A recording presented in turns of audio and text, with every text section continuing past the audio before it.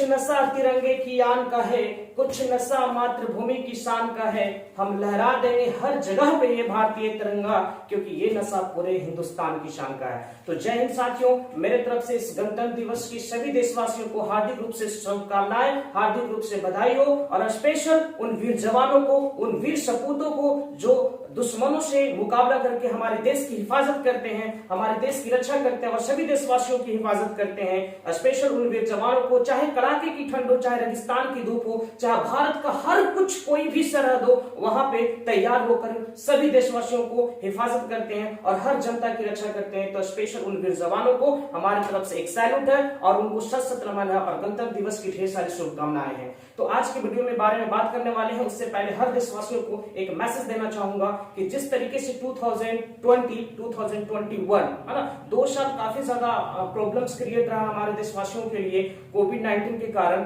और 2022 में भी वही स्थिति कहीं ना कहीं देखने को मिल रही है। जैसे कि कहीं ना कहीं कुछ लॉकडाउन भी है और कहीं ना कहीं बहुत सारे लोगों को प्रॉब्लम्स क्रिएट हो रहा है ना, कई सारे डिफिकल्टियों का सामना करना पड़ रहा है। तो कहीं ना कहीं ये जो है हमारे देश के लिए अच्छा नहीं है, लेकिन फिर भी इस चीज में एक नए जो साल 2022 इसको शुरुआत जो हुआ है तो सही नहीं हुआ है, लेकिन फिर भी इस चीज को एक सही तरीके से अपने घरों में सुरक्षित रह करके कोविड-19 का पालन करके जिसके रूल एंड रेगुलेशंस है, तो हम अपने आप को कहीं ना कहीं सेफ रखने की कोशिश करेंगे। तो यही मेरे तरफ से आप सभी देशवासियों को यही शुभकामनाएं हैं कि अपने आप को प्रोटेक्ट करें और जरूरत रहे तभी, और जितने भी कोविड-19 का प्रिकॉशंस प्लस जो भी रूल्स एंड रेगुलेशन है उसको फॉलो करें और अपने आप को सुरक्षित रखें, क्योंकि ये काफी ज्यादा खतरनाक है, सभी लोग जानते ही हैं। और किसी ने सच ही कहा है कि मोहब्बत और कोरोना होने के बाद ही पता चलता है कि इसका अंजाम क्या होता है। तो आगे आप लोग समझ ही गए होंगे। तो आप लोग जो है समझदार बने, अपने घरों में रहें, सुरक्षित रहें, जरूरत पड़े तभी बाहर निकले, मास्क का प्रयोग करें। तो इसके बाद हम आगे इस वीडियो के बारे में डिस्कस करने वाले हैं। तो सबसे पहले सारे लोग को प्यार से बोले भारत माता की जय।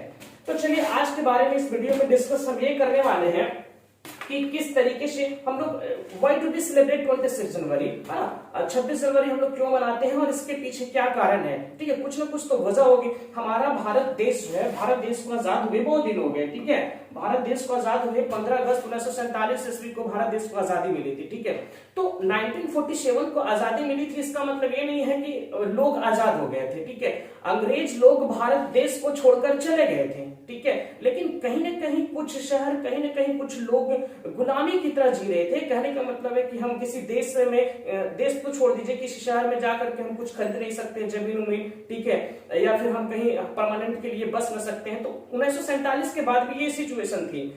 आजाद होने का मतलब है कि उस समय हमारा भारत देश यानी अंग्रेज लोग जो है भारत देश को छोड़कर चले गए थे। ठीक है, पूरी तरीके से स्वाधीनता जो है हम लोगों को नहीं मिली थी। तो इसके पीछे सबसे बड़ा कारण क्या है, किस तरीके से मनाते हैं, उस चीज को हम लोग बारे में डिस्कस करने वाले हैं। तो देखिए यहाँ पे जो हम लिखे हैं कि इंडिपेंडेंस डे 15 अगस्त 1947, रिपब्लिक डे 26 जनवरी 1950 को, यहाँ पे थोड़ा अच्छे से समझिएगा कि 26 जनवरी 1950 को हमारे भारतीय संविधान को डिक्लेयर कर दिया गया था, लेकिन बनाकर तो तैयार कर लिया गया था डॉक्टर भीमराव अंबेडकर के द्वारा। पहले ही इसको जो एक्सेप्ट कर लिया गया था 26 नवंबर 1949 को। ठीक है, 26 नवंबर 1949 को ही, यहाँ पे देख सकते हैं आप लोग कि 1949 को ही क्या किया गया था, उसको एक्सेप्ट कर लिया गया था, बनकर तैयार हो गया था। ठीक है, तो हम सबसे पहले ये बात बताने वाले आप लोगों को कि थोड़ा सा अगर हम बैक जाते हैं, हिस्ट्री की बात करते हैं। ठीक है, हिस्ट्री की बात करते हैं तो 1929 लाहौर सेशन की बात करते हैं, जिस समय पंडित जवाहरलाल नेहरू ने कहा कि मतलब सबसे पहले झंडा को जो फहराया गया था लाहौर सेशन में 1929। ठीक है, उस समय पंडित जवाहरलाल नेहरू ने एक कमेटी बैठाई थी जिसमें यह बताया गया था, यहाँ पे आप लोग देख सकते हैं। ठीक है, जवाहरलाल नेहरू डिमांडेड पूर्ण स्वराज। जवाहरलाल नेहरू ने कहा कि मुझे जो है कि मुझे डोमिनियन स्टेट नहीं चाहिए भाई, मुझे पूरा का पूरा भारत चाहिए, पूरा स्वाधीनता दिवस चाहिए हमको, मुझे डोमिनियन स्टेट की जरूरत नहीं है। ठीक है, मुझे पूर्ण स्वराज चाहिए। तो उन्होंने डिमांडेड किया और सबसे पहले पंडित जवाहरलाल नेहरू ने, ठीक है, रावी नदी के तट पर, है ना, आप देख सकते हैं यहाँ पे 26 जनवरी 1930 को रावी नदी के तट पे फर्स्ट टाइम जो है वो क्या किया था, फ्लैग होस्ट किया गया था ना। जब पूरा देश, पूरी दुनिया आधी रात में जब सो रही थी, तो इस समय ये जो है पूरे हमारे भारत देश की आजादी का बिगुल बजा रहे थे कि हाँ हमारा पूरा भारत देश आजाद होगा। तो सबसे पहले हमारा जो इंडियन फ्लैग है जो होस्ट किया गया था वो 1930 ईस्वी को किया गया था रावी नदी के तट पे। उस समय पूरा आधी रात को, ये चीज ध्यान में रखिए, जब पूरी दुनिया सो रही थी तो हमारे भारत देश की आजादी का जो है जश्न मनाया जा रहा था, बिगुल बज रहा था कि नहीं, हम 26 जनवरी 1930 को, है ना, सबसे पहले भारतीय मतलब जो भी पॉलिटिकल्स आपका फाइटर्स है पंडित जवाहरलाल नेहरू, जिसके द्वारा भारतीय स्वतंत्रता दिवस की एक नींव रखी गई थी, ठीक है, एक नींव रखी गई थी, एक बिगुल बजा था कि नहीं हमको इस दिन आजादी चाहिए, ठीक है। यानी स्वाधीनता दिवस सबसे पहले 1930 को ही मना लिया गया था। अब बात करते हैं कि भाई अब तो हम जो है इस भारत देश को आजादी करके रखेंगे, ठीक है। 1930 ईस्वी को इसने 26 जनवरी को इसने एक प्रण ले लिया था कि नहीं मैं इसी दिन जो है मैं पूरे भारत देश को आजाद करके रखूंगा, ठीक है।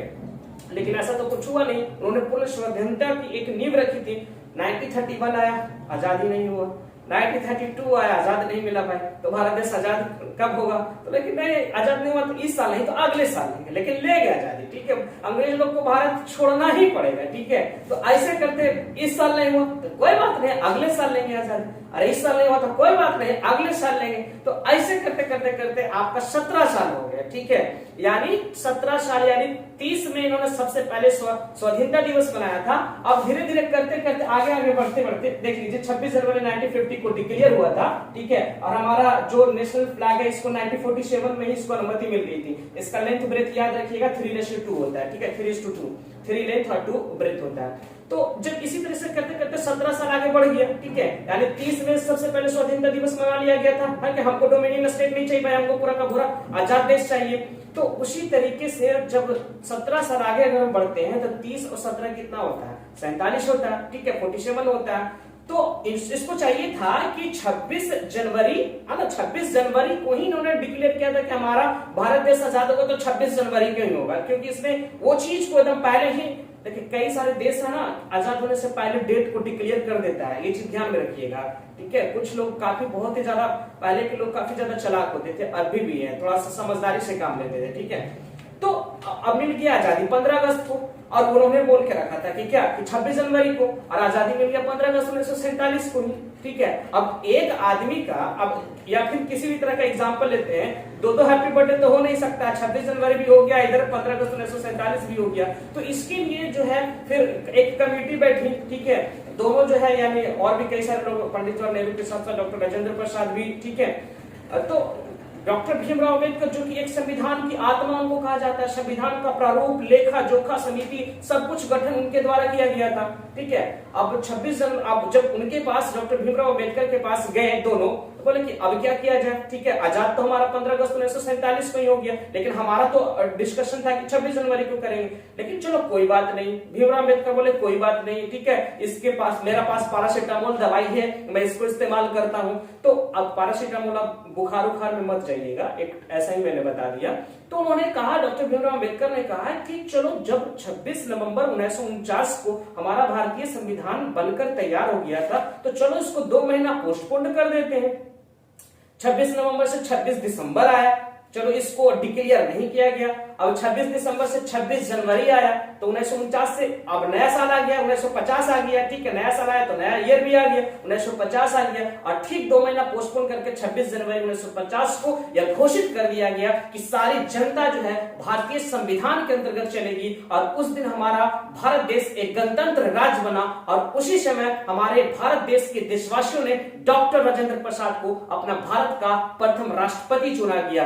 तो ये वजह थी कि किस तरीके से लोग जो है 26 जनवरी को ही रिपब्लिक डे बनाने का फैसला क्यों किए, इसके पीछे ये रीजन था, है ना। ऐसे ही जानने से कोई फायदा नहीं है कि हाँ भाई 26 जनवरी को हम लोग रिपब्लिक डे मनाते हैं, क्यों मनाते हैं, इसके पीछे भी बड़ा कारण है, ठीक है। ये आप फिगर देख रहे होंगे, हाँ, खास करके चाइना वाला लोग जो है, जब भी लड़ाई होती है भारत और पाकिस्तान या भारत या चाइना के बारे में बात करते हैं, ठीक है। तो देखिए जो सिक्किम के पास आप देख रहे होंगे, ठीक है, यहाँ पे आप देख रहे होंगे, जो भी फिगर में आप देख रहे हैं, ठीक है, ये सिक्किम जो है आपका हमारा, ठीक है। ये सिक्किम जो आप देख रहे हैं यहाँ पे खास करके भारत और पाकिस्तान के बीच में 1965 में युद्ध हुआ था, और इंडिया और चाइना के बीच में इंडो चाइना वार जो हुआ था 1962 में हुआ था। ये चीज को याद रखिएगा, 1962 में हुआ था इंडिया और चाइना के बीच में, तो जिसमें से आपका चाइना ही जीता था, जिसमें से कई सारे लोग, एटलीस्ट आपका 90 लोग, ठीक है। और ठीक अब 1962 फिर 5 साल बाद फिर इंडिया और चाइना के बीच में लड़ाई हुआ 1967 में। तो सिक्किम के पास एक नाथुला नाम सुने होंगे, नाथुला एक पासेस भी है, दर्रा जिसको बोलते हैं, ठीक है। वहां पे जो चाइना लोग हैं ना, ये क्या सोचा था ना कि अरे फिर से जो है हम इंडिया को वही हालत करेंगे, ठीक है। तो उस समय जब 1967 में युद्ध हुआ था, वार हुआ था, तो उसमें इंडिया के कुछ लोग 100 के आसपास लोग मारे गए थे और 200 के आसपास घायल हुए थे, ठीक है। और फिर चाइना की तरफ से अगर बात करें तो उसमें 300-400 लोग मारे गए थे, ठीक है, और उससे 500 के आसपास वॉन्डेड हुए थे, घायल हो गए थे, ठीक है। तो चाइना वाले की भी सोच रहे थे कि चलो इस बार भी हम मतलब भारतीय जवानों को जो है हरा देंगे, लेकिन हम तो कहते हैं चाहे वो मतलब एक बात हमेशा ध्यान में रखिएगा, इतिहास बहुत ही मजेदार चीज है। अगर इसको सही तरीके से पढ़िएगा ना तो और भी मतलब इंटरनली डिजायर होगा आपको कि और भी हम पढ़ें, ठीक है। तो उस समय मतलब जैसे सर्जिकल स्ट्राइक कैसे हुआ था, घर में घुस करके मारा था पाकिस्तान को, ठीक है। इसकी एक बार आदत है, एक बार मार देगा ना तो 20 साल 30 साल 40 साल भूल जाएगा, ठीक है, कि हाँ भाई हमको इससे पंगा नहीं लेना है। और चाइना का सोल्जर्स लोग को देखो, छुहाड़ा किसमिस काजू किसमिस जैसे तनी तनी को रहवे करता है, सलाम मार के घर में घुस के मारेंगे, ठीक है।